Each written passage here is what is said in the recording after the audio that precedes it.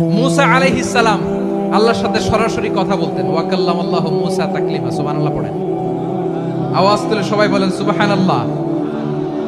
এখন বনি ইসরাইল হচ্ছে পৃথিবীর সবচেয়ে গোয়ার জাতি। তারা বলে, মুসা তুমি যে আল্লাহর সাথে কথা বলো আমরা তো দেখি না, তুমি যে কথা বলো আমরা তো শুনি না, তো কি করতে হবে? বনি ইসরাইল বলে, আমাদের মধ্য থেকে 70 জন নিয়ে যাইতে হবে তোর পাহাড়ে। ওরা আয়েশা যদি কয় হয় আমরা শুনছি, তাহলে বিশ্বাস করবো। কত বড় ডাকাত দেখছেন বনি ইসরাইল। এদের যে গোয়ার জাতি নাই, এত গোয়ার তুমি করেছে মুসা আলাইহিস সালামের সাথে।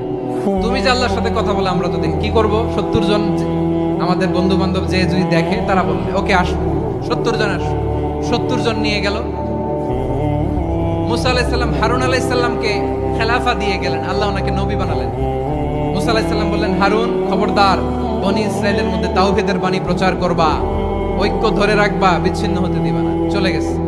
এইদিকে বনি ইসরাইলের এক দুষ্ট লোক ছিল, নাম সামিরি। কি নাম?